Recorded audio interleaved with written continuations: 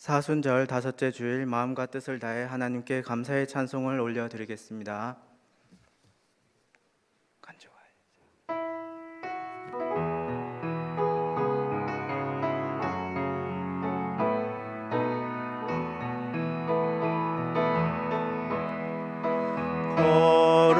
거룩한 땅에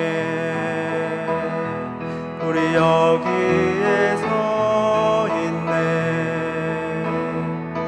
주님 계신 이곳 곧 거룩한 땅이라. 거룩한 땅에 우리 여기에 서 있네. 주님 계신 이곳 곧 거룩한 땅이라.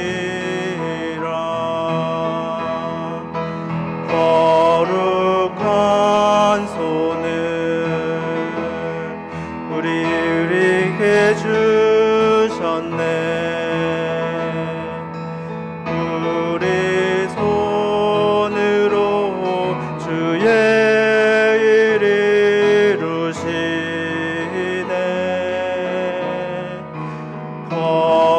거룩한 손을 우리에게 주셨네. 우리 손으로 주의 일 이루시네.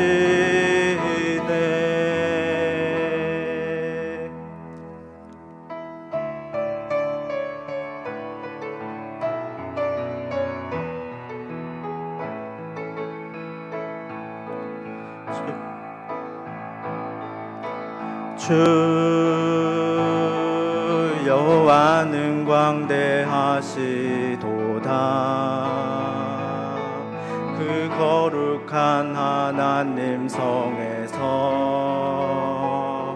찬양할지어다.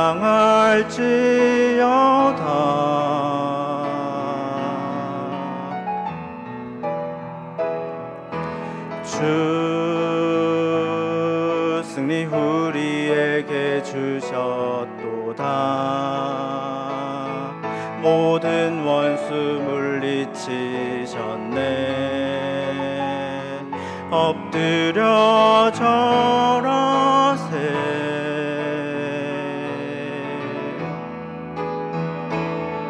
다 주의 크신 이름 높이며 우리에게 행하신 위대한 일 감사하세. 오 주의 신실하신 그 사랑 온 땅과 하늘 위에 계셔 홀로 영원하신 이름.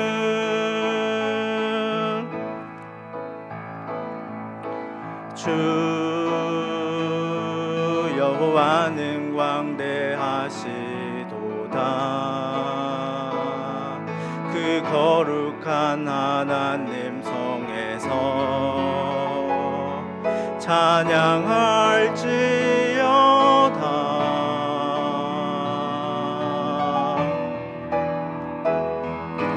주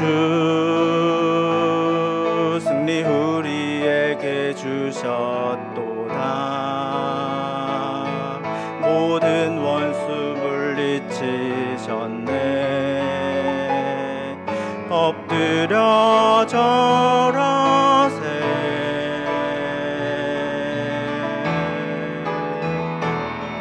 다 주의 크신 이름 높이며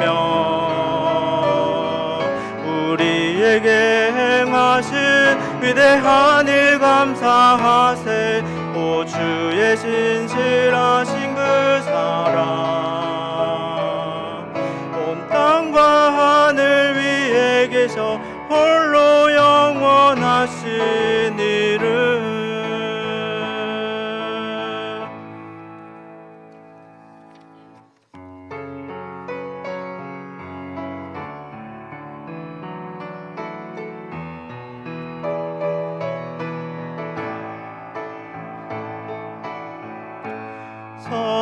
선포하라.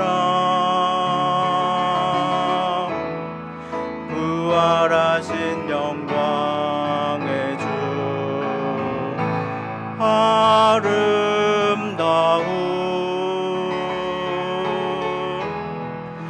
영광의 주를 보라. 보좌에 앉으신 그 어린 양 예수 다 무릎 꿇고서 주 경배하리라. 선포하라.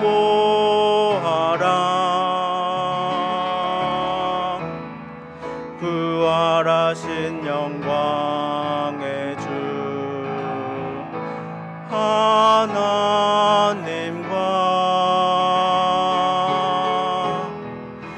화목하게 하신 주 찬송과 존귀와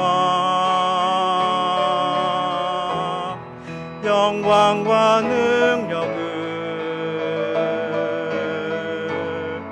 영원토록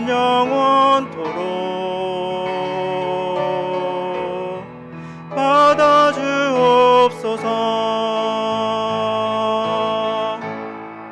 보좌에 앉으신 그 어린 양 예수 다 무릎 꿇고서 주 경배하리라. 찬송과 존귀와 영광과 능력을 다 무전토록 받아주옵소서. 보좌에 앉으신 그 어린 양 한 번 더 부르겠습니다. 보좌에 앉으신 그 어린 양 예수 다 무릎 꿇고서 주 경배하리라. 찬송과 존귀와 영광과 능력을 찬송과 존귀와 영광과 능력을 영원토록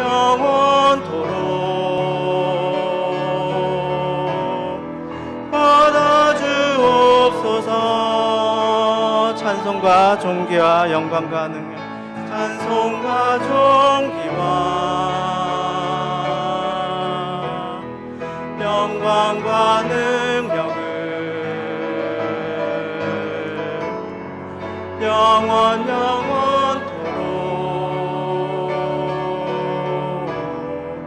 받아주옵소서.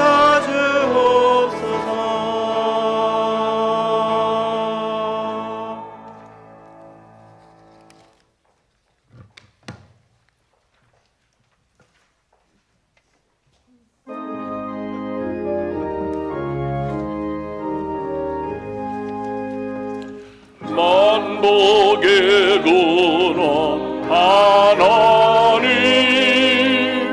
온 백성 찬송 드리고 주 천사여 찬송하세.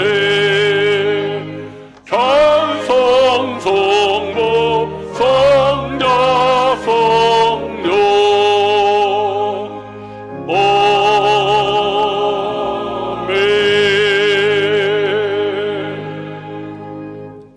이스라엘아, 지금부터 영원까지 여호와를 바랄지어다. 하나님 아버지, 우리를 새 이스라엘 삼아주시고 영원에서 영원까지 주님을 바라보며 주님을 찬양하며 주님을 예배하는 자로 설계해 주시니 감사합니다. 오늘도 사순절 5번째 주를 맞이해서 십자가를 향하여 나아가시는 주님의 발자취를 더듬으면서 오늘 거룩한 예배로 주님 앞에 영광을 돌려오니 성부, 성자, 성령 하나님 임재하셔서 모든 영광을 받아 주시옵소서. 사유의 은총과 구원의 감격이 주님께 있사오니 사유받기를 원하는 자, 죄사함의 은혜를 구하는 자, 또 무거운 짐이 가벼워지기를 원하는 자에게 사유의 은총과 구원의 감격으로 넘치는 시간 되게 해 주옵소서. 이 시간 우리나라뿐 아니라 한국교를 넘어 세계에 예배하는 모든 곳에 동일하게 역사하여 주시는 하나님 아버지, 모든 교회들의 은혜를 부어 주시옵소서. 아버지여, 이 시간도 영상으로 예배하는 이들이 있습니다. 이제 코로나 시대가 끝나가는 시점 다 털어버리고 주의 전에 나와 함께 예배할 수 있는 믿음의 용기를 허락하여 주시고 동일한 임재와 영광 나타나도록 역사해 주옵소서. 예수님의 이름으로 기원하옵나이다. 아멘. 나는 전능하신 아버지 하나님 천지의 창조주를 믿습니다. 나는 그의 유일하신 아들 우리 주 예수 그리스도를 믿습니다. 그는 성령으로 잉태되어 동정녀 마리아에게서 나시고 본디오 빌라도에게 고난을 받아 십자가에 못 박혀 죽으시고 장사된 지 사흘 만에 죽은 자 가운데서 다시 살아나셨으며 하늘에 오르시어 전능하신 아버지 하나님 우편에 앉아 계시다가 거기로부터 살아있는 자와 죽은 자를 심판하러 오십니다. 나는 성령을 믿으며 거룩한 공교회와 성도의 교제와 죄를 용서받는 것과 몸의 부활과 영생을 믿습니다. 아멘.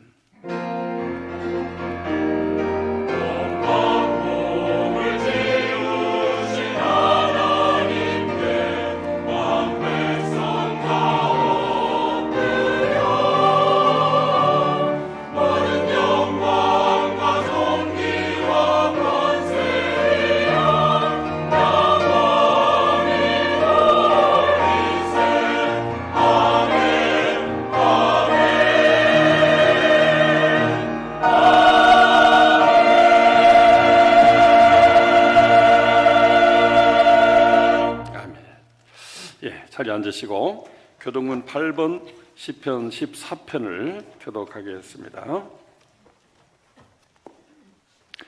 어리석은 자는 그의 마음에 이르기를 하나님이 없다 하는도다.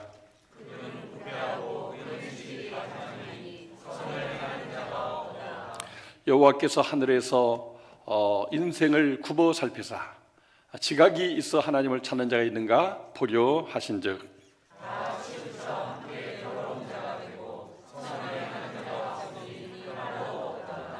죄악을 행하는 자는 다 무지하냐? 그들이 떡 먹듯이 내 백성을 먹으면서 여호와를 부르지 아니하는도다.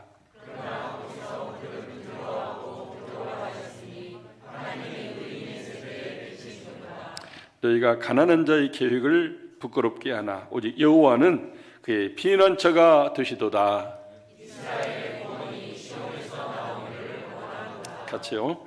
여호와께서 그의 백성을 포로된 곳에서 돌이키실 때에 야곱이 즐거워하고 이스라엘이 기뻐하리로다. 아멘. 오늘은 우리 나용성 장로님께서 기도 인도해 주시겠습니다.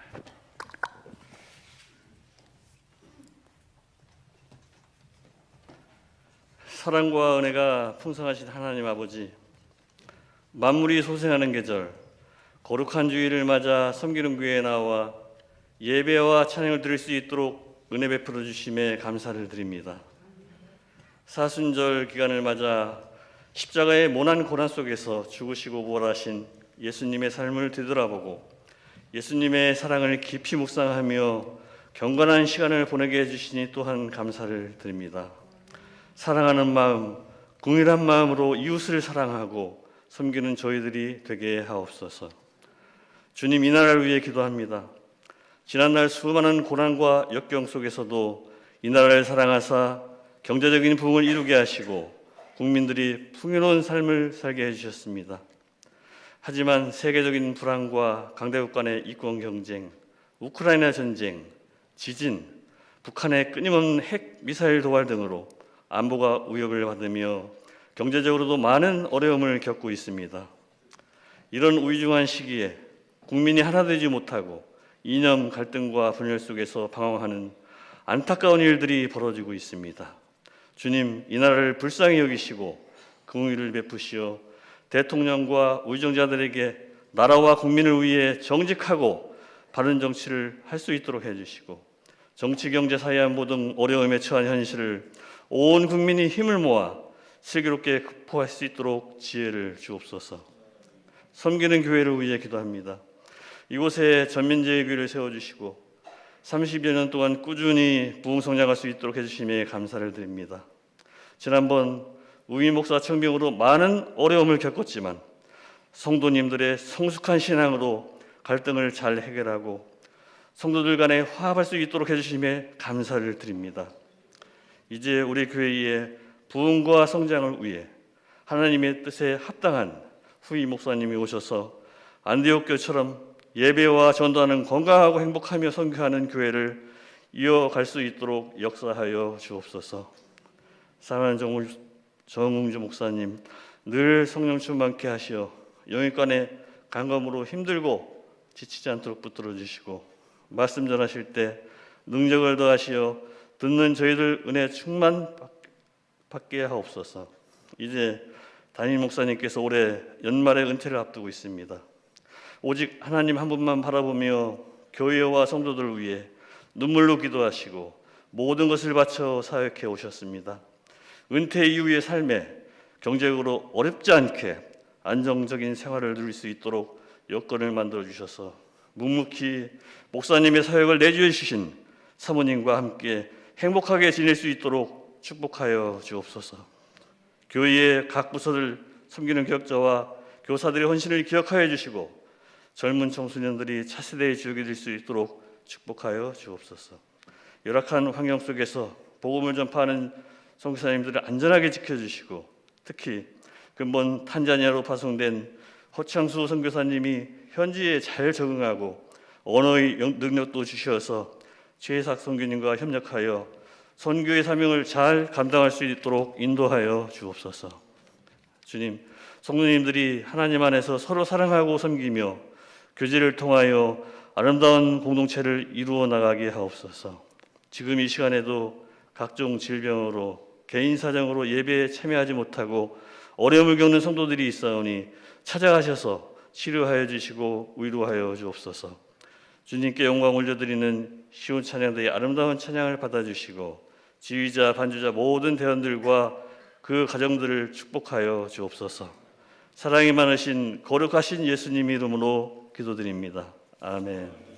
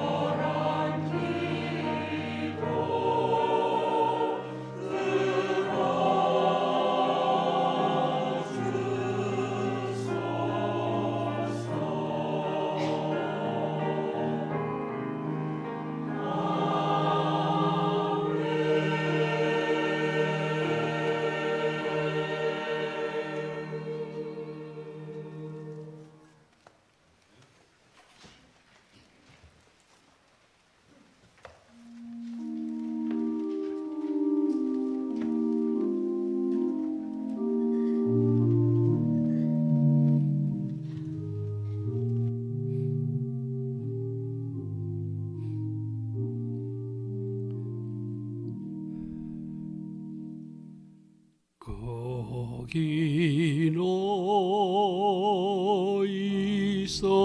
있었는가 그때에 주님 그 십자가에 달릴 때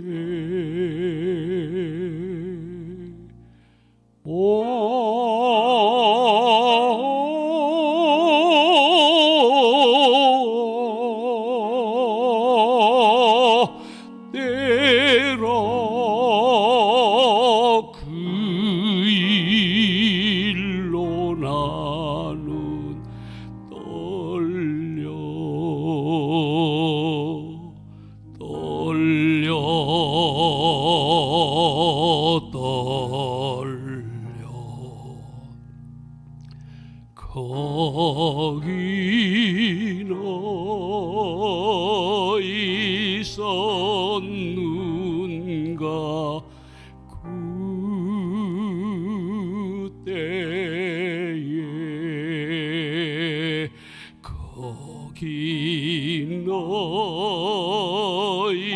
섰는가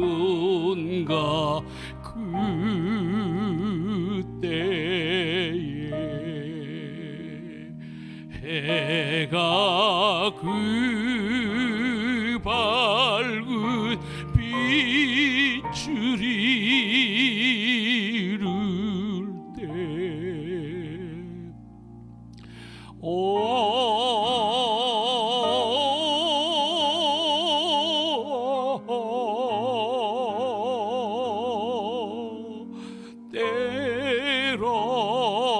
때로 그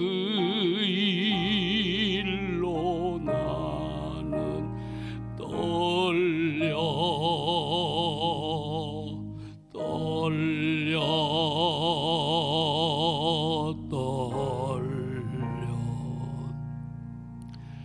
거기 너희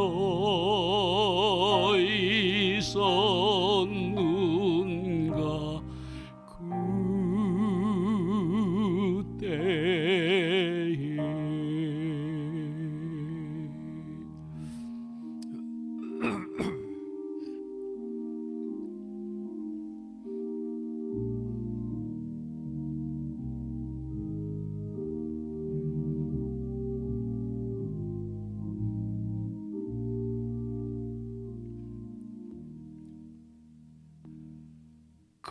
거기 너희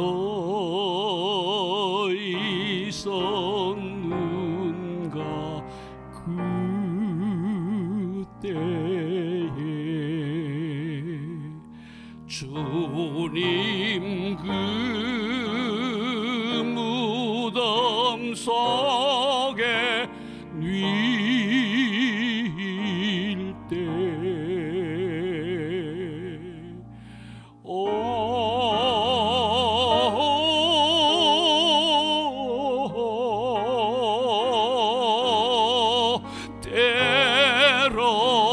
때로 그 일로 나는 떨려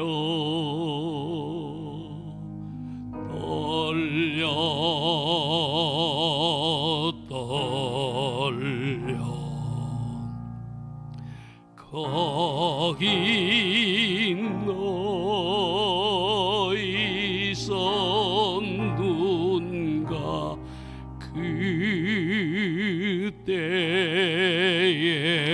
그때에 거기 너희 섰는가 그때에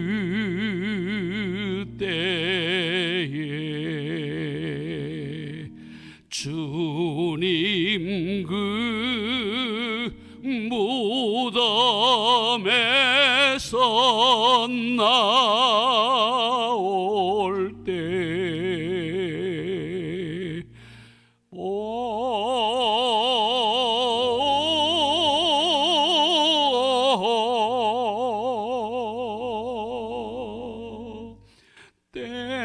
때로 그 일로 주께 영광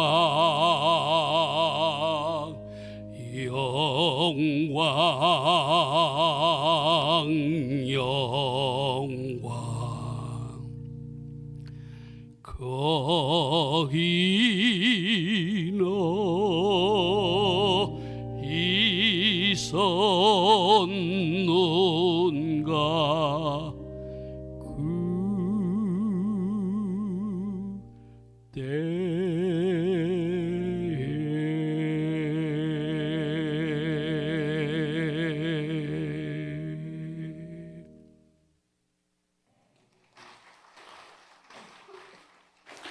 하나님 아버지, 거기 너 있었는가 그때 우리는 주님 십자가에 달릴 때 2000년 지난 지금에 있지만 귀한 찬양 가운데 임재하시는 주님을 여기서 또 뵐 수 있게 해주시니 감사합니다.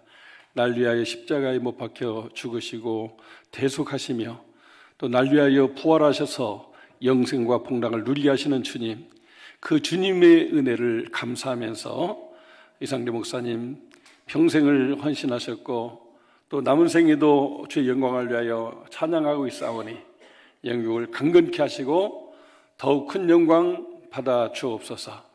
오늘도 귀한 찬양 가운데 정말 십자가를 바라보는 영안이 열려지게 해주셔서 한 주간도 주님 바라보며 주님의 발자취 따라가는 저희들 가득히 해 주옵소서.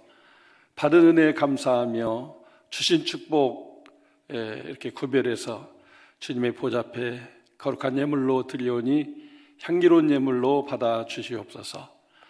우리 하나님 아버지 기뻐하시고 마음 가시는 곳에 나누어 사용되게 될 때 우리 교회를 통하여 많은 영혼 구원받게 하시고 다음 세대가 한국교와 민족의 주역들로 커가게 해주시고 또 우리 민족 복음화를 넘어 세계 선교에 보배로운 예물로 함께 나누어 사용되게 해주옵소서. 드린 심령, 손길, 가정, 생업, 자손, 앞날 책임져 주시고 나의 영광의 하나님이 그 풍성한 대로 너희 모든 쓸 것 채우리라 하신 약속대로 이루어지게 해 주시옵소서. 이 모든 예물 성부와 성자와 성령님께 드립니다. 예물 속에 담겨진 간절한 기도의 제목과 소원도 받으시고 약속을 붙잡고 더욱 감사하며 살기를 원하는 그들에게 약속의 성취와 범사의 감사가 넘쳐나게 역사해 주옵소서. 감사하옵고 예수님 이름으로 복은 기도 올리옵나이다. 아멘.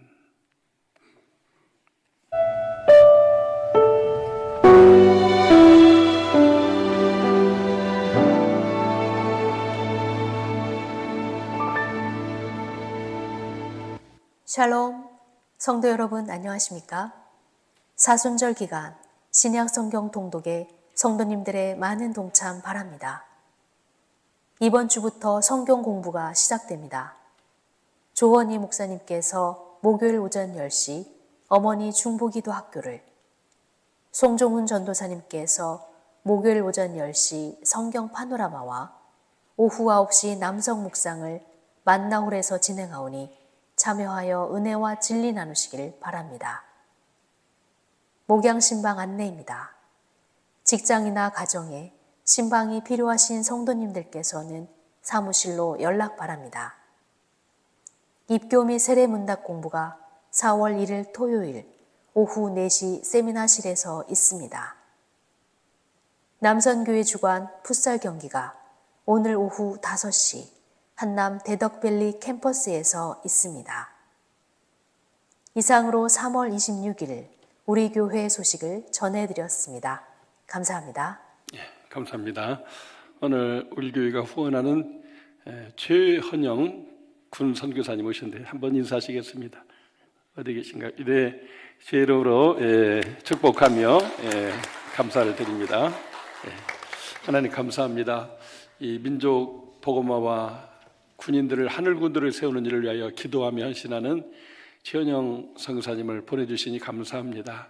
우리가 예배할 때 영광 받아주시고 귀한 정을 더욱더 영국으로 강건케 하셔서 이 민족 복음화를 위한 군선교와 세계 군인들의 영혼 구원을 위한 귀한 선교하는 중보 기도자로서 하나님 앞에 남은 세계도 더 복되고 아름답게 쓰임받게 축복해 주옵소서. 하나님 한 주간도 계획된 많은 일들 주님의 발자취를 따르는 거룩한 제자로서 하나님의 기뻐하는 일에 동참해서 함께 하나님의 나라를 건설하며 누리며 나누며 살아가는 저희들 되게 해 주옵소서. 오늘도 큰 수술하고 입원 중에 계시는 우리 이진영 권사님과 또 이렇게 항암투병을 시작하신 우리 고경희 집사님, 특별히 성령의 충만한 능력으로 아버지 역사하여 주셔서 온전한 건강 회복되게 해 주옵소서. 아버지 김경순 명예 권사님도 요양께서 나온 송아지까지 뛸 수 있도록 그 연약한 무릎을 굳게 세워 주시옵소서. 아버지 연로암으로 말미암아 오랫동안 교회를 나오지 못하신 분들도 계시고 또 코로나 때문에 교회를 머무르는 분도 계신데 주여 이제는 다 나와서 함께 예배할 수 있는 은혜를 베풀어 주시옵소서. 삶의 곤관일을 당하시거나 또 출타하신 분들 또 여러 가지 모양으로 아파하는 분들 주님의 위로가 같이 해주옵소서. 선교지에서 또 이 땅에 고난받는 백성들과 함께 그의 나라 위해서 애쓰시는 모든 분들에게 우리 주님의 위로와 소망이 같이 해주옵소서. 예수님의 이름으로 중보하며 기도 올리옵나이다. 아멘. 하나님 말씀 보겠습니다. 마태복음 5장 5절 말씀입니다. 한 절 말씀인데 우리 같이 합독하겠습니다. 온유한 자는 복이 있나니 그들이 땅을 기업으로 받을 것이니요. 아멘. 하나님 말씀입니다.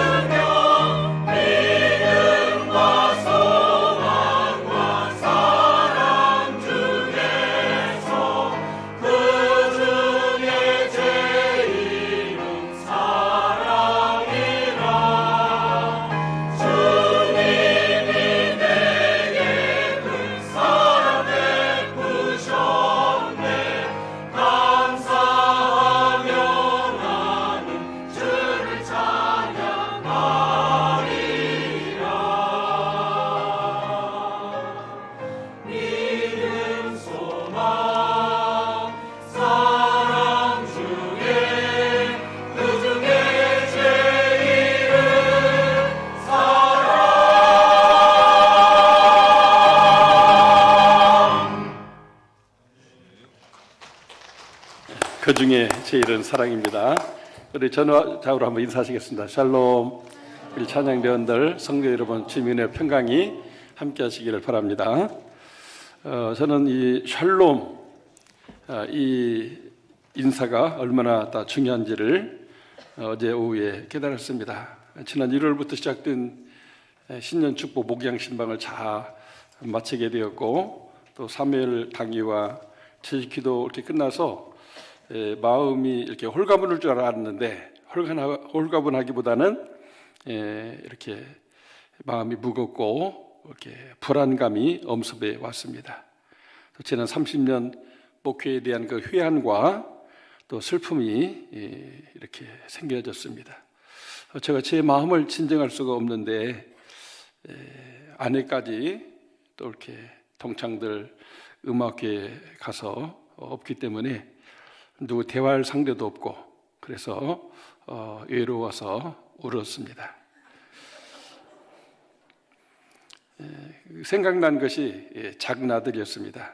41살이 됐는데도 장가도 못 보낸 작은 아들이 생각나서 너는 장가도 못 가고 회사 생활 이렇게 힘들게 하고 있는데 외롭고 우울할 때 어떻게 해결하느냐 이렇게 물었더니 그 아빠 그거 간단합니다. 그 집에 가만히 있으면 안 되고 밖에 나가서 막 걸어 다니세요. 막 그렇게 걸어 다니고 이렇게 밝은 것을 자꾸 보래요. 색깔을 어두운 것을 보면 안 된다. 그래서 그냥 밝은 영화 틀어놓고 막 웃으면서 지나면 괜찮다고. 아니 근데 왜 그러세요? 야, 내가 벌써 이 나이에 이제 목회 은퇴할 때가 됐다. 아이고 아버지 그래도 일반 직장보다 더 오래 하고 계시고 아버지 은퇴할 때 됐어요. 옛날 설교 들을 때는 참 어디서 저런 말씀도 하나 은혜가 되고 했는데 요즘 뭐 옛날 한 거 자꾸 이렇게 또 반복적으로 얘기를 하니까 저도 은혜가 들대요. 빨리 물러나셔야 교회가 행복한 거예요. 아 그렇지. 그래서 아들이 저를 이렇게 또 해방시켜 줬습니다. 그래가지고 저녁에 늦게까지 더 열심히 설교를 썼습니다. 성도 여러분들도 이렇게 많이 힘들지요. 요즘 젊은이들이 무슨 힘든 일들이 많은지 자살했다는 그런 소식들이 많이 들려와서 그런 소식을 들을 때마다 괜히 남의 일 같지가 않고 또 힘들고 이렇게 슬퍼지고 또 위로워지고 또 가족이나 당사자 특히 낳은 그 부모님의 심정은 또 얼마나 아플까 이렇게 생각할 때 그것이 또 저를 그렇게 우울하게 했던 것 같습니다. 여러분들도 힘들 때 그냥 그 어려운 문제와 그 모든 것들을 어둡게만 보지 말고 하나님은 빛이시니까 밝은 빛을 보시면 다시 하나님이 주시는 생기로 회복되고 치유될 줄로 믿습니다. 저는 어제 이제 책상에 앉아서 이렇게 성경을 이렇게 보는 중에 항상 책상에 놓여진 한 가지 책이 있어요. 내가 다시 목사가 된다면. 그게 내가 다시 목사가 된다면 그 말은 앞으로 남은 목회에 끝까지 그것을 거울 삼아서 잘해야 된다 그런 뜻이겠죠. 근데 이제 그 마지막에 차트가 보니까 나는 샬롬을 추구할 것이다 이런 이렇게 제목이 있었어요. 그렇구나. 목사를 그만뒀다가 다시 목사가 된다면 샬롬을 추구해야 되는구나. 그렇지. 우리 교회는 날마다 서로 샬롬의 축복이 임하기를 축복해 왔는데 앞으로도 목회뿐만 아니라 인생 마지막까지 샬롬을 추구해야 되겠구나 이런 깨달음을 얻었습니다. 샬롬의 뜻이 뭐죠? 평화, 평안. 근데 그 맥스토 목사님은 두 가지를 더 추가시켰어요. 샬롬이 뭐냐? 샬롬이 가득한 것을 샬롬이라고 한대요. 샬롬이 뭐라고요? 가득한 거. 또 하나는 하나됨. 마음이 여러 가지로 나눴다가 마음도 하나 되고, 가족도 서로 갈등하다가 이렇게 하나 되고, 성도들도 갈등하다가 이렇게 하나 되고, 이게 샬롬이라는 거예요.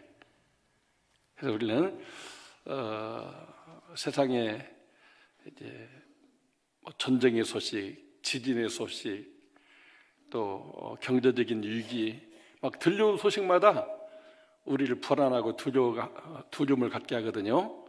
그때마다 샬롬을 외치면서 샬롬은 가득한 것이 샬롬인데 나에게 무엇으로 가득하게 할까? 뭘로 가득해야 될까요? 예수님으로 가득하게 해야 돼요. 예수님에 가득하면 내가 평안을 너에게 끼치느니 곧 나의 평안을 너에게 주노라. 내가 너에게 주는 것은 세상이 주는 것 같지 아니라 이렇게 말씀하셨잖아요. 주님이 곧 평안이거든요. 주님이 가득해지면 평화가 회복될 줄로 믿습니다. 또 누구랑 하나 돼야 돼요? 역시 주님과 하나 돼야 돼요. 주님께 붙어있는 가지가 되어서 딱 붙어있으면 세상을 이길 진액이 주님으로부터 계속 그렇게 공급이 되는 거예요. 이 떨어지면 진액이 공급이 안 되니까 슬퍼지고 우울해지고 불안해지고 이제 자포자기하게 되는 현상이 나타나게 되는 것입니다. 그래서 늘 샬롬 이렇게 고백하면서 자기 자신에게도 이웃에게도 샬롬을 축복하시면서 한 가지 이제 기도가 있어야 돼요. 주님이 저분과 가득하게 함께 해주시고 주님이 저분을 또 이렇게 붙여주셔서 떨어지지 말고 꼭 붙어서 하나 되게 해달라고 그렇게 기도하신다면 진정한 샬롬의 축복이 우리에게 임하기를 줄로 믿습니다. 그런 의미에서 우리 옆에 있는 분에게 한 번 더 인사합시다. 샬롬, 샬롬, 샬롬, 샬롬. 평안과 가득함과 하나됨이 우리 주님으로 말미암아 오게 되는데 그런 샬롬이 정말 우리 생명 닿을 그날까지 계속되기를 주의 이름으로 축원합니다. 오늘 말씀은 마태복음 5장 5절인데 페이지 수도 보니까 5페이지예요. 3-5의 날입니다. 5. 그래서 온유한 자의 복인데 이 말씀을 누가 하셨어요? 예수님이 하셨어요. 그래서 팔복을 이야기할 때 세 번째로 이 말씀을 했어요. 굉장히 중요한 말씀입니다. 이 말씀을 잘 깨달으면 우리가 행복한 사람이 돼요. 여기 온유한 자는 복이 있나니 했는데 그 복이 막 어떤 물질적으로 축복받고 막 세상적으로 잘 나가고 이런 복을 말하는 게 아니라 행복하다는 뜻이 행복. 온유한 자는 뭐하다고요? 행복하다. 그래서 이렇게 현대인의 성경을 보면 행복하여라 온유한 사람들 이렇게 표현됐어요. 그러니까 행복한 사람들은 온유한 사람들이고 온유한 사람은 행복한 사람이라는 거예요. 우리도 행복을 원하고 우리를 하나님의 형상으로 창조하고 예수 믿어 하나님의 자녀 되게 하신 그 하나님도 우리 행복하기를 원해요. 근데 마귀는 우리가 행복한 걸 원치 않아요. 불행해져서 그 불행을 전염시켜서 가족도 불행해지고 교회도 불행해지고 나라도 불행해지기를 원해요. 그러나 우리 하나님은 우리를 행복하도록 창조하셨어요. 모든 걸 창조하시고 보시기에 어떻더라? 좋았더라. 하나님 막 만족하시고 행복한 거예요. 그리고 우리가 그렇게 행복하게 살도록 에덴 동산을 창설하시고 아담과 하와가 거기서 행복하게 살게 해주셨어요. 그 에덴의 뜻이 기쁨, 행복입니다. 하나님은 우리가 행복하게 살도록 우리를 창조하시고 행복을 잃어버리니까 에덴동산에서도 이제 쫓겨났잖아요. 행복이 이제 없어졌잖아요. 그 에덴동산을 회복하기 위해서 예수님을 보내셔서 우리를 다시 하나님의 자녀로 교회가 에덴동산이에요. 행복 있는 교회로 우리를 이렇게 다시 회복시키시고 복귀시키신 것입니다. 할렐루야. 우리는 하나님이 행복하신 분이고 우리를 행복하게 창조하셨고 행복을 잃어버리니까 행복을 회복하도록 예수님을 보내셔서 영접하는 자 곧 그 이름을 믿는 자마다 하나님의 자녀가 되고 멸망치 않고 영생을 얻게 해주시고 인자가 온 것은 도적질하고 죽이고 멸망시키려고 하는 것이 아니라 생명을 얻되 풍성한 삶을 누리게 하려 함이라. 정말 나는 행복한데 보통 행복한 게 아니라 세상에 제일로 행복해. 이런 고백을 하면서 찬양하기를 원하시는 분이 우리 하나님이셔요. 그래서 우리는 행복해야 될 이유가 있고 또 인생의 목적이 또 우리 예수님이 주시는 그 행복을 또 이렇게 누리며 사는 것이 우리 인생의 목적이 되어야 된다고 하는 것입니다. 근데 그렇게 되려면 온유한 사람이 돼야 된다. 근데 이 마태복음 5장 5절과 비슷한 말씀이 구약성경 시편 37편 11절에 나와 있어요. 거기 보게 되면은 그러나 온유한 자들은 땅을 차지하며 풍성한 화평으로 즐거워할지로다 그랬어요. 온유한 사람은 땅을 기업으로 받게 되는데 예수님도 이 말씀을 어릴 때부터 배우고 또 깨닫고 암송했기 때문에 도대체 뭐가 우리 인생의 행복의 비결이냐 했을 때, 그 시편 30편 11절 말씀에 온유한 자가 행복도 하고 땅도 이렇게 크게 가질 수가 있고 풍부한 화평으로도 즐겁게 행복하게 살 수 있게 해주는 거구나. 그래서 이 말씀을 우리 주님이 생각해서 한 것이라기보다도 구약 성경을 어릴 때부터 계속 공부하면서 이렇게 행복의 원리는 온유한 자가 되는 것이다, 이렇게 해서 우리에게 말씀해주고 있는 것입니다. 이 말씀뿐만이 아니에요. 그래서 마태복음 11장 29절에 보면 나는 마음이 온유하고 겸손하니 나를 믿는 자는 이제 수고와 무거운 짐을 다 벗어버리게 되고 그래서 행복할 수 있게 된다. 나는 온유하다. 나에게서 보고 배워라, 이렇게 말씀을 했던 거예요. 예수님은 어떤 분이라고요? 온유하시고 겸손한 분이다. 온유한 분이시래요.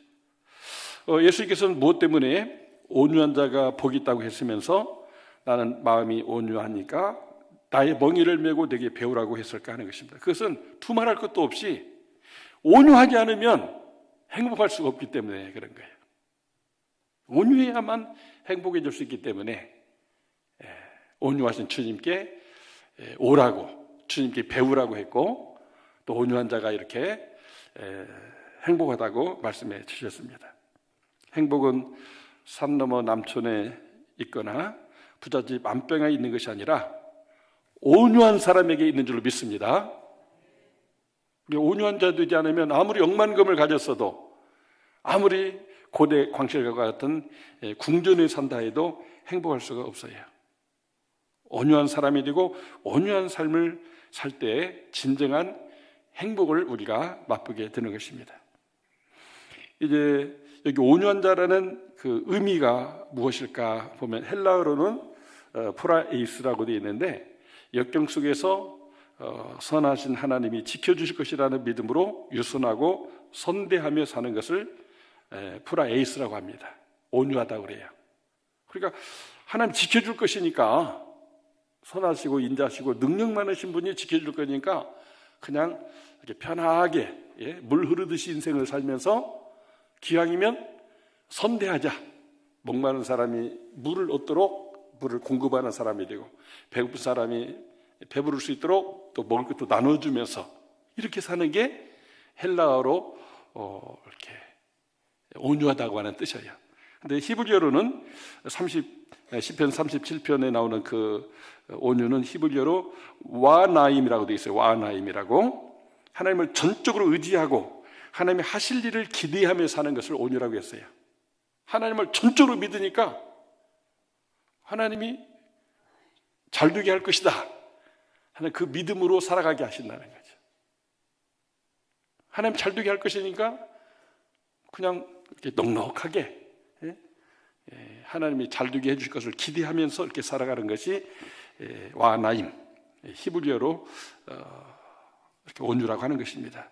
그러나 우리가 이제 성경을 종합적으로 이렇게 해봤을 때 그 실제 삶 속에 나타난 온유가 있어요. 그래서 우리가 아브라함도 온유하고 이삭도 온유하고 그 모세도 온유하고 다윗도 온유하고 예수님도 온유하고 바울도 온유해요.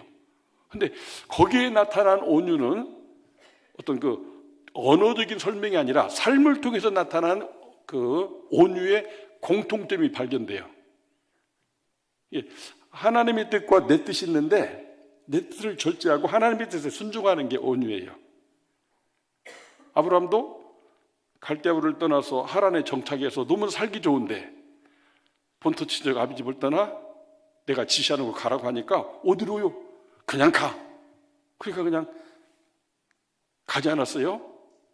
자기 뜻은 그냥 아버지랑 부모 형제 있는 하란이 굉장히 비옥한 평야지대 좋은 곳이거든요. 풀도 많고 물도 많고 유프라테스 티그리스 그 발원지기 때문에. 근데 거기서 한평생 잘 먹고 잘 살 수 있는데 하나님께서 본토 친척 아비 집을 떠나 내가 지시하는 곳으로 가라. 어디로? 갈 바를 알지 못하고 가라니까 보따리 싸서 그냥 갔어요. 왜? 하나님의 뜻대로 살아야 행복하고 또 하나님의 뜻을 이룰 수 있다고 생각했기 때문에 그래요. 자기 뜻을 이렇게 절제하고 하나님의 뜻을 이렇게 순종하는 것이 아브라함에게 보여지는 그 온유라고 하는 것입니다. 이삭도 이렇게 온유하죠. 특히 모세는 그의 온유함이 지면의 모든 사람보다 성하다고 했어요. 아니 그러면 모세가 애굽 사람이 자기 민족 괴롭힌다고 막 딱 스트레스 달래가지고 그 공사판 책임자를 죽이기도 했는데 아니 어떻게 사람 죽인 사람이 온유하다고 우리가 반문할 수가 있잖아요. 하나님의 산 시내 산에서 십계명 받아가지고 내려오는데 백성들이 막 음란히 행하면서 막 금송아지 우상에게 그냥 광란에 축제를 하고 있는 모습을 보면서 화가 나니까 그 돌판을 던져버렸어요. 깨져버리죠. 아니 어떻게 그런 분이 이 세상의 모든 사람보다도 제일 온유하다고 말을 하느냐. 그러면은 화 안 내는 게 온유하다고만은 말할 수가 없어요. 화를 내도 온유한 사람은 하나님의 뜻이 나타났을 때 하나님 편에서 화도 낼 수 있는 사람이 온유한 사람이라는 거예요. 그러니까 하나님의 뜻인데 하나님의 정인데 그걸 보면서도 그냥 외면하면 그건 온유가 아니라는 거예요. 무조건 하나님의 뜻이라면 그 하나님의 뜻에 자기를 굴복하고 절제하고 하나님의 뜻을 이렇게 순종하는 거라는 거죠. 그래서 80세에 우리 같으면 다 은퇴하고 이제 편하게 살다 한나라 갈 준비해야 되는데 내 백성 구원하러 애굽으로 가라고 하니까 죽어도 못 간다고 하잖아요. 근데 하나님 죽어도 가라는 거예요. 그래서 계속 1차, 2차, 3차, 4차 하나님이 그래도 가 하니까 아무리 인간적으로 생각하면 자기는 아닌데 모세 어떻게 했어요? 그래도 갔어요. 왜?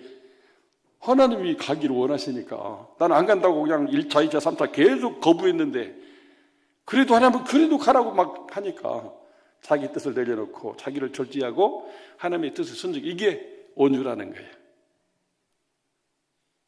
쉬운 게 아니죠, 온유가. 다윗.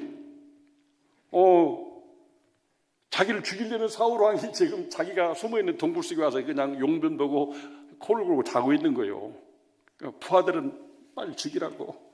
그 사람이 죽어야 당신이 왕도 되고 당신이 죽지 않게 되는데 왜 가만히 있냐고 계속 사인을 주는 거예요. 그래도 다윗은 죽이지 않았다는 증거만 가지고 2번이나 죽이지 않습니다. 왜 그래요? 하나님 기름 부어 세운 자는 하나님이 선악간에 심판을 해야지 내가 하나님을 대신해 심판할 수 없다는 거죠. 온유하게 자기를 절제했어요. 죽이면 상황이 끝나고 자기가 왕되지만 그거는 구태타가 될 수가 있고 백성을 둘로 갈라지게 하니까 자기는 그럴 수 없다. 끝까지 자기가 고생하더라도 훗날 나중에 원수의 나라로 가가지고 그냥 이렇게 붙어서 종처럼 이렇게 살게 되었어요. 그래도 그는 하나님의 뜻을 순종하기 위해서 자기의 감정이나 원한이나 참 정말 죽기보다 힘든 그런 고통스러운 세월을 참으면서 하나님의 뜻에 자기를 굴복시켰어요. 이런 사람들을 성경은 온유하다고 하는 것이죠. 우리는 예수님께서 예루살렘으로 가기로 굳게 결심을 했는데 베드로가 주님 그리하지 마옵소서. 아니 왜 죽습니까? 왕이 돼야지. 막 예수님 붙잡고 흔드는 거예요. 아니 우리가 지금 이 3년이나 예수님을 따르면서 제자로 수종자로 살아왔는데 예수님 주 우리를 뭐 되라고 그럽니까? 절대 그러면 안 돼요. 막 자꾸 흔들었다는 거예요. 막 성격이 대단한 거죠. 베드로도. 그렇지만 우리 주님은 사탄은 물러가라. 이렇게 베드로를 꾸짖고 네가 하나님의 일을 가로막고 있다 하시면서 예수님이 그 베드로 사랑하는 베드로지만은 이렇게 혼내치고 하나님의 뜻 십자가 못 박혀 죽는 그 예루살렘 길을 올라가신 것을 이렇게 보게 됩니다. 참 우리 주님이 온유하신 분이셨어요. 자기를 절제하고 자기를 부인하고 자기를 포기하고 하나님 아버지의 뜻을 이루기 위해서 온 인류를 행복하게 하는 죄사함과 인류 구원을 위해서 그 길을 묵묵히 주님께서 가신 것을 보게 되는 것입니다. 이런 온유한 자에게 세 가지 복이 약속되어 있는데 오늘 본문에 보니까 행복하여라, 행복한 인생이 온유한 자에게 주는 약속입니다. 두 번째는 땅을 기업으로 얻게 된다고 그랬어요. 여러분 땅 좋아하죠? 예, 땅 많으면 땅 부자라고 하잖아요. 하나님 땅도 주신대요. 풍부한 화평을 누리게 된다. 예, 샬롬을 누리되 그걸 풍부하게 누리게 된다고 약속해 주셨어요. 이 세 가지 약속을 정말 온유하게 살아서 자기 생애 가운데 이렇게 풍성하게 누린 사람이 이삭이라고 할 수가 있어요. 누구라고요? 이삭. 이삭이 누구죠? 누구 아들이에요? 아브라함의 아들입니다. 창세기 22장을 보게 되면 이삭은 얼마나 온유했냐면 아버지가 모리아산에 가가지고 이렇게 돌을 막 주워오라고 하는 거예요. 막 돌에다가 돌재단을 쌓았어요. 그러더니 양을 잡아야 되는데 자기를 묶는 거예요. 아버지, 양을 제사들이 왜 나를 잡으려고 그래요? 그러니까 하나님이 너를 제물로 바치라고 했다, 번제로. 그러면 우리 같으면 어떻게 하겠어요? 아니, 아버지면 아버지지 왜 나를 제물로 바칩니까? 정말 하나님이 그러라고 했어요? 아니, 막 분노가 치밀으면은 이 영감택이 그러려면 나를 뭐하러 낳냐고 막 하면서 확 밀치고 도망을 치면 그때 아브라함의 나이는 120세 가까이 되거든요. 이삭은 20살 피 끓는 청춘이고 그게 팔을 묶고 나서도 맘만 먹으면 밀치고 도망갈 수가 있었어요. 근데 이삭은 어떻게 했어요? 묵묵히 그 제단에 누웠습니다. 아버지가 나를 낳았는데 아버지가 뜻이 그렇다면 하나님이 나를 자식 못 낳는 아버지에게 100살에 낳게 했는데도 나를 받으시겠다면 아버지의 뜻대로 그렇게 해서 제단에 제물로 두는 그 이삭의 모습을 보게 됩니다. 근데 그 칼이 목을 잘라서 피를 빼야 되는데 목에 칼이 갔습니다. 그때 하나님의 급하고 강한 소리가 들려왔어요. 아브라함아, 아브라함아, 급하게. 왜? 짝 그으면 끝나니까. 그리고 너 뒤를 바라보라. 이렇게 바라봤더니 뭐가 있어요? 한번 뒤를 바라보세요. 뭐가 있나? 그동안 아니 거기에 정신 팔려가지고 못 봤는데 어디선가 이 뿔 달린 양이 와가지고 나무까지 이렇게 딱 걸려 있는 거예요. 산양은 보통 힘이 센 게 아니에요. 어디간 나무까지 다 끊어버리는데 거기 매달려가지고 이렇게 있는 거예요.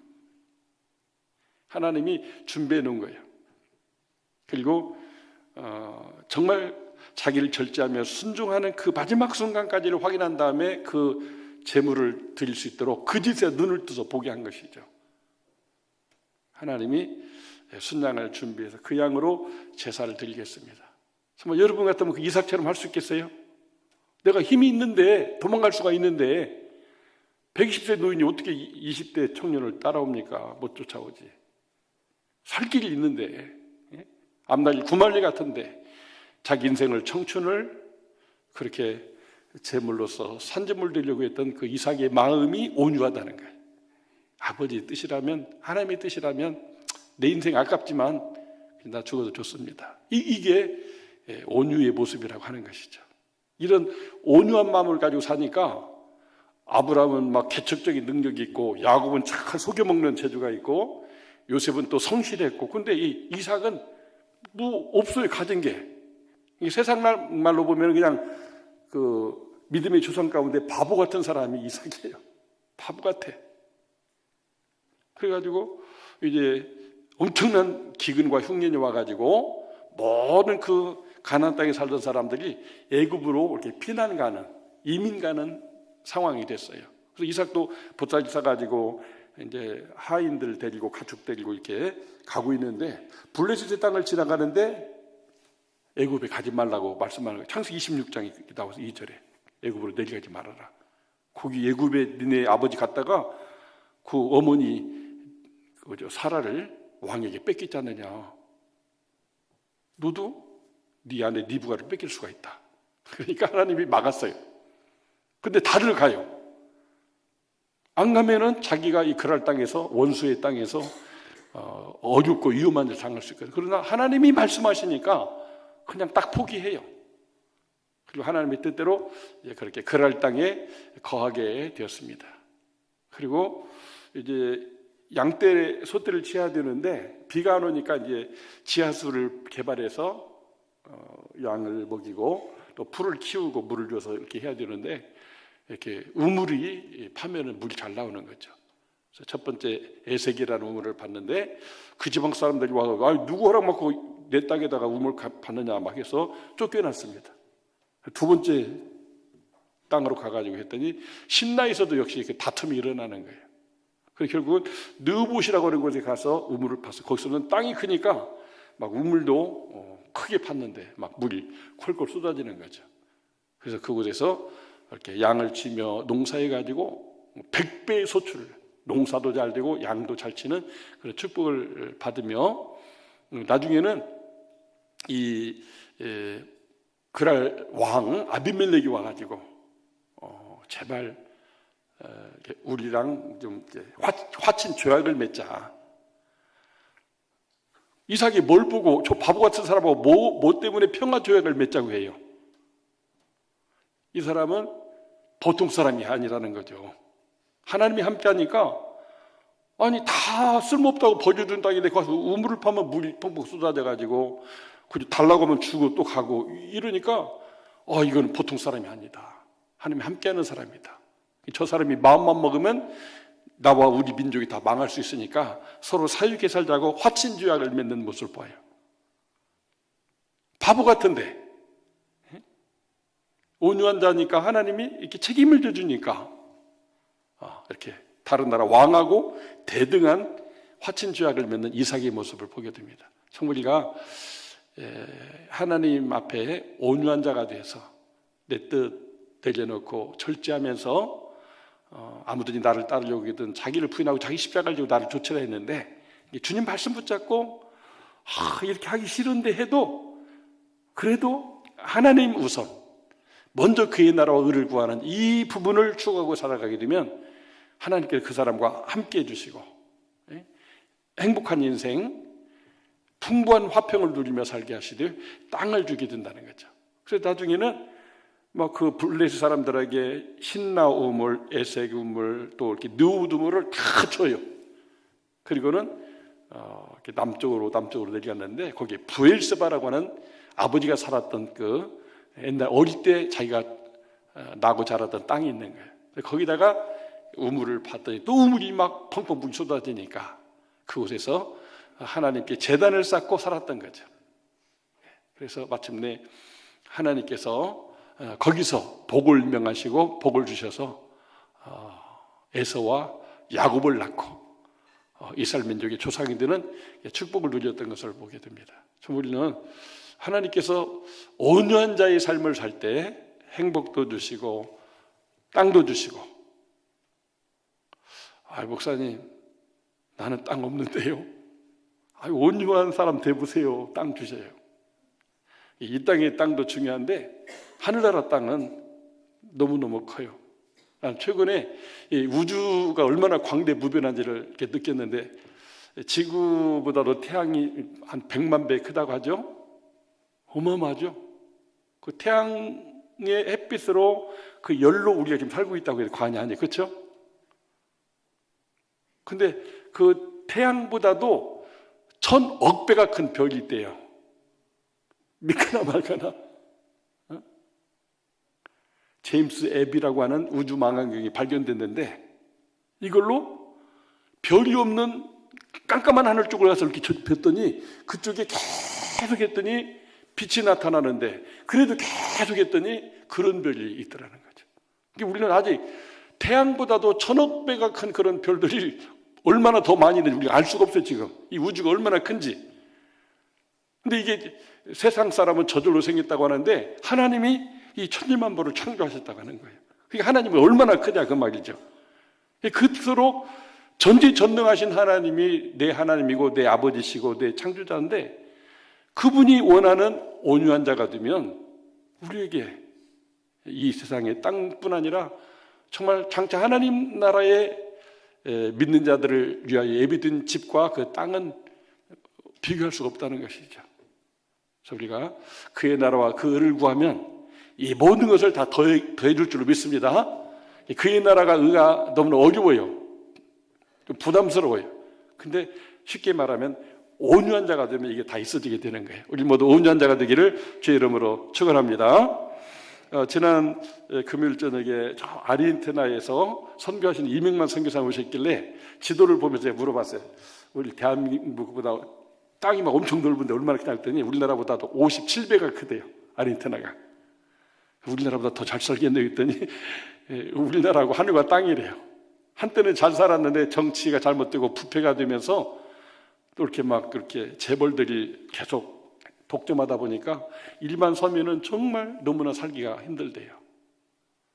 그런데 그 땅에 가서 태권도 교관으로 사범으로 가서 이제 아르헨티나에서 이렇게 활동을 했는데 26살 때 교회가 가지고 은혜를 받았대요.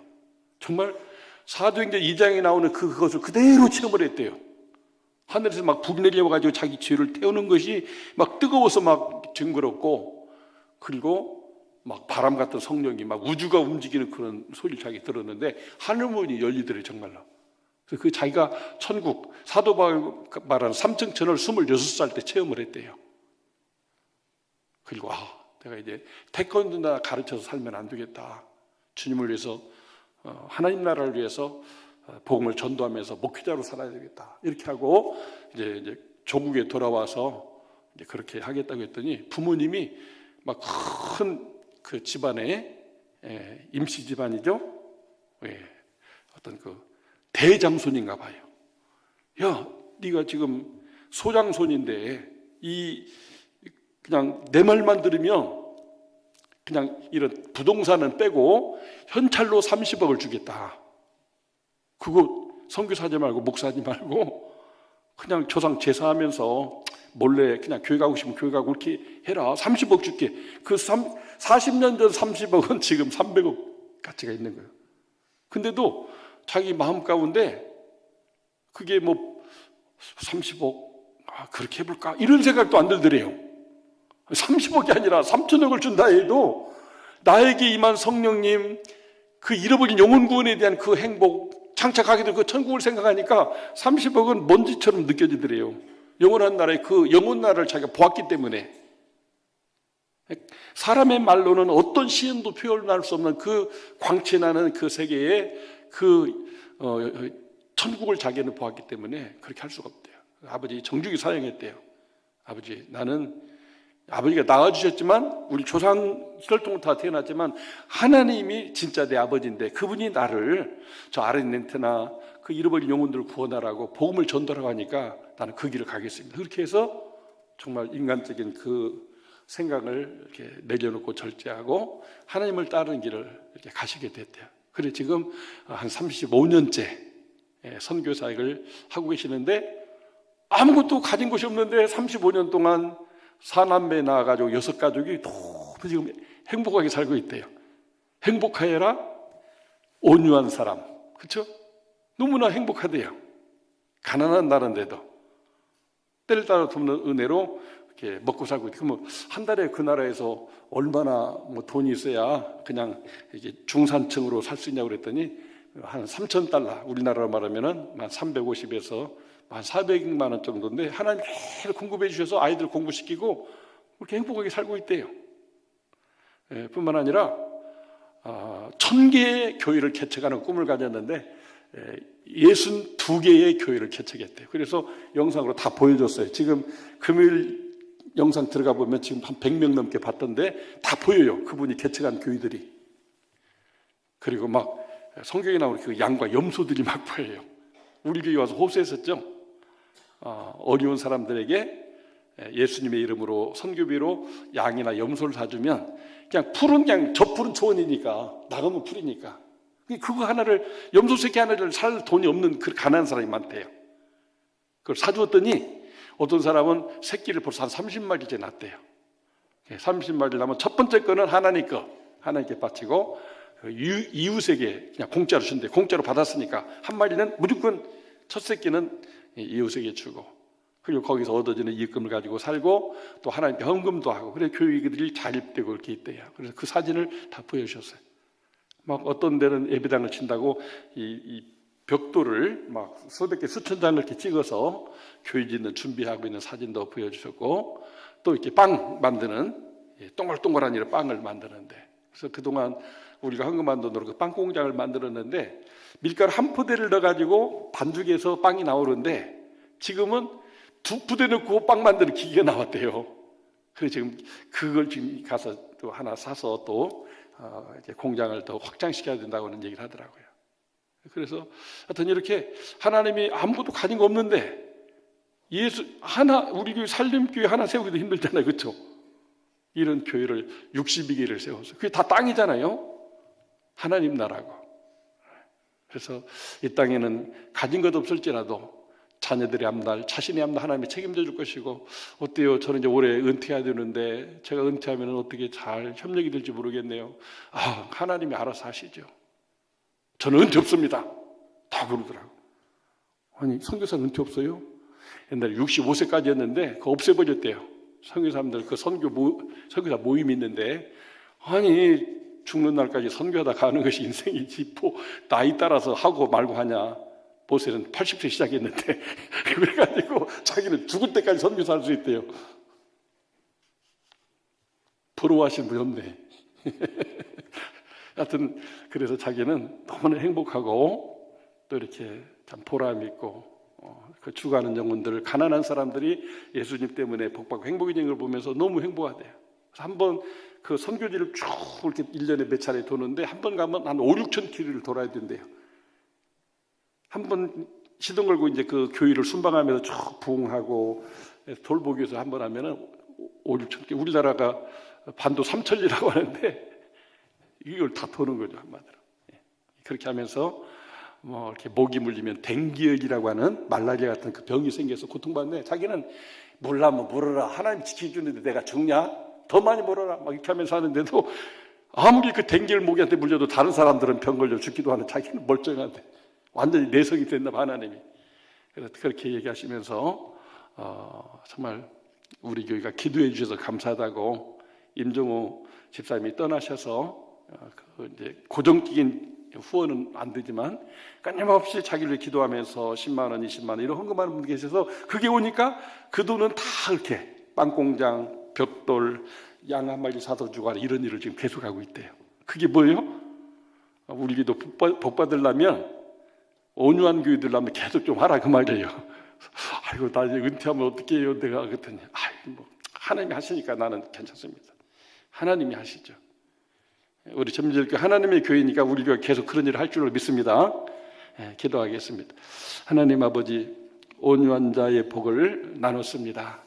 예수님도 아브라함도 다윗도 베드로도 바울도 다 온유한 자의 삶을 살아서 그렇게 행복하고 하나님 나라의 그 영영한 땅을 기업으로 받으며 또 풍부한 화평을 누렸는데, 우리들도 세상이 힘들고 불안하고 슬프게 하는 일이 많지만은 늘 내 뜻을 내려놓고 주님의 뜻을 붙잡고 그의 나라와 의를 구함으로 말미암아 온유한 자의 복을 누리는 저희들 다되게 해 주옵소서. 예수님의 이름으로 기도 올리옵나이다. 아멘. 우리 모두 일어나셔서 찬미에서 예수 날 위하여 하고 우리 지현영 선교사님 나오셔서 축도해 주시겠습니다. 지현영 선교사님 축도해 주시겠습니다.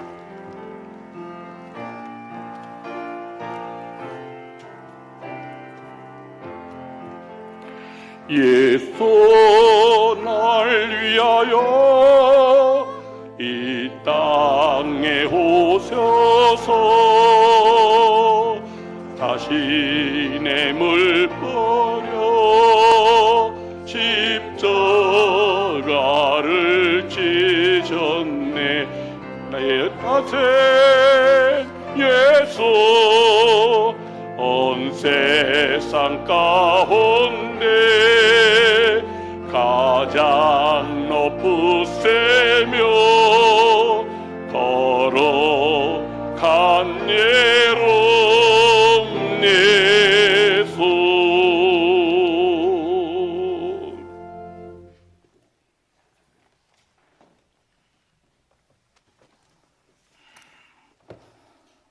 이제는 어제나 오늘이나 영원토록 변치 아니하시는 우리 주 예수 그리스도의 은혜와 날마다 매분 매초 매시마다 우리들을 사랑해 주시는 하나님 아버지의 놀라우신 은혜와 사랑과 성령님의 감동 감화 역사하심과 교통하심이 온유한 자는 복이 있나니 천국이 저희의 것이며